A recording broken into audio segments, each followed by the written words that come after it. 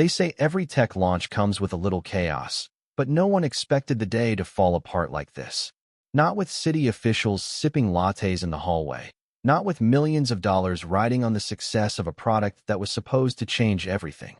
And definitely not with a 10-year-old kid in hand-me-down sneakers standing in the middle of it all. I was there. I watched it unfold.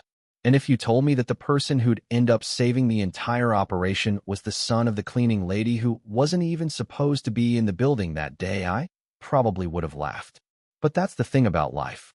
Sometimes, the most important people are the ones nobody sees coming. It all started that morning inside the glass-walled control room of Novatech Systems in Mesa, Arizona. The air was thick with anticipation. This was launch day for NovaCloud, the company's big leap into cloud management software. CEOs, engineers, PR reps, they were all there, moving fast, checking screens, nodding into headsets.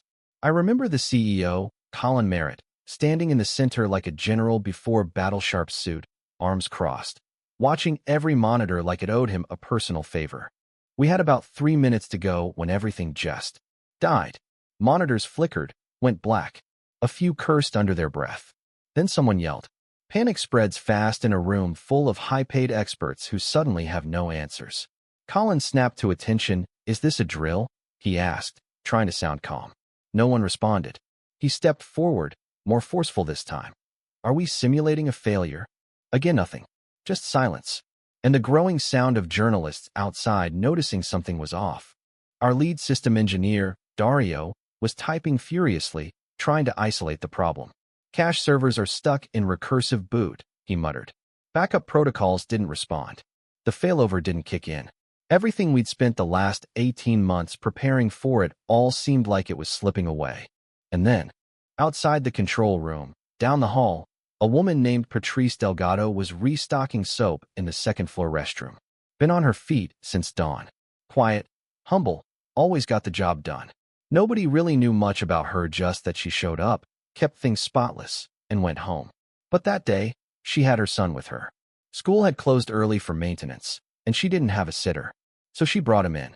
Said he'd stay in the break room and keep to himself. His name was Miles. 10 years old.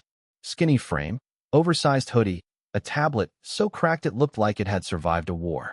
He wasn't playing games, though. He was coding rewriting a parser he'd been building for a side project. Patrice didn't fully understand what he did with it, but she knew her boy was smart. Not just good grade smart. Different. She said he once fixed a broken laptop with a paperclip and an old charger cable. I didn't believe her at the time. Now I do. Anyway, Miles heard the change in energy before anyone said a word. He could feel it. That buzz buildings get when something big just broke. The kind of silence that hums louder than noise. He stood up, looked down the hallway, and saw the flashes of panic in people's eyes behind the glass. Don't go bothering anyone, his mom said. He nodded. But curiosity doesn't wait for permission. He walked right up to the control room. Didn't say a word at first. Just stood outside, watching. Engineers were scrambling. One woman was yelling across the room to reroute the load balancer. Someone else was rebooting the same failed sequence again and again. Nobody noticed the kid until he stepped a little closer and said, almost to himself, "Your watchdog's stuck in a loop." They all turned. Colin snapped, "Whose kid is this?" Miles didn't flinch. He pointed at the screen. "Your cache system is trying to reinitialize from a corrupted snapshot. It keeps triggering the same memory violation. That's why your backup's failing. It's not rerouting, it's chasing its own tail." Everyone froze. Dario narrowed his eyes, walked over to the logs. His face changed. He's right. Kiana, one of our developers, leaned in too. "Wait, how do you even what's your name, kid?" "Miles," he said. "Miles Delgado." I'll never forget the silence that followed. Not awkward silence. Reverent. Like we'd all just seen a ghost walk through a firewall. Colin couldn't believe it. "You're telling me we've got $500,000 of talent in this room, and a 10-year-old just diagnosed the root issue?" Miles shrugged. "I just recognized the pattern. I built something similar last month. On a game server." Dario ran a test. Manual override. Rewrote the trigger sequence exactly how Miles said. The system coughed, then caught. Monitors blinked. Data flowed. Launch protocols re-engaged. You could feel the shift in the room. Like we'd all just been yanked back from the edge of a cliff. Someone actually whispered, "No way." And still Miles hadn't touched a thing. Just pointed. Just spoke. His mom had followed him down by that point. She stood in the doorway, clutching a trash bag like a shield. She looked terrified, like she expected to be yelled at. Instead, we all just looked at her. And one of the engineers said, "Ma'am, that's your kid." She nodded.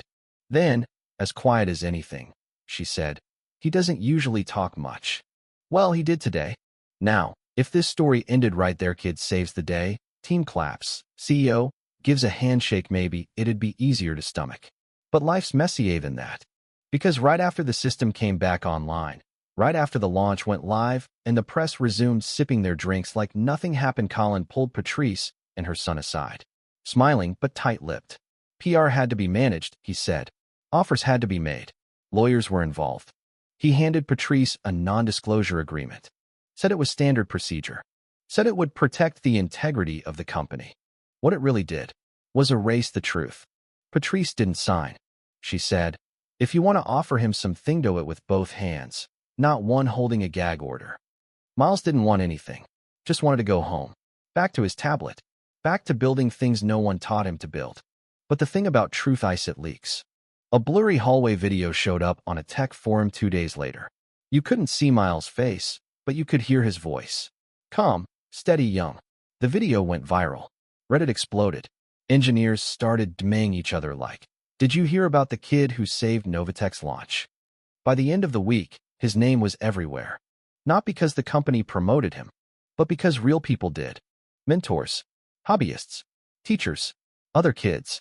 One group even sent him a full PC build, custom parts, handpicked just to see what he'd make with it. And let me tell you something. Miles didn't let the attention change him. He kept showing up to his mom's shifts, kept debugging in the break room. Eventually, he joined a community lab down on Broadway, where they let kids fix robots and teach each other how to solder. He was the youngest one there by 3 years. Didn't matter. He fit. A month later, a charter school in Flagstaff offered him a full ride in an accelerated STEM program. He accepted, but only after asking, "Can I still bring my own code base?" That's Miles for you. And Novatech? They released a shiny video 6 months later. Lots of music, talking heads, buzzwords like resilience and teamwork. Not a single mention of the moment that actually saved them. But those of us who were there, we remember. We remember the voice that cut through the panic. The boy who never raised it, who never bragged, who just saw the answer when no one else could. Sometimes, brilliance doesn't walk in wearing a badge. Sometimes, it's just a kid in a secondhand hoodie with a cracked tablet and a quiet fire behind his eyes. And maybe, just maybe, that's the kind of genius we should be listening to more often. Now I've got to ask you, what would you have done if you were in that room?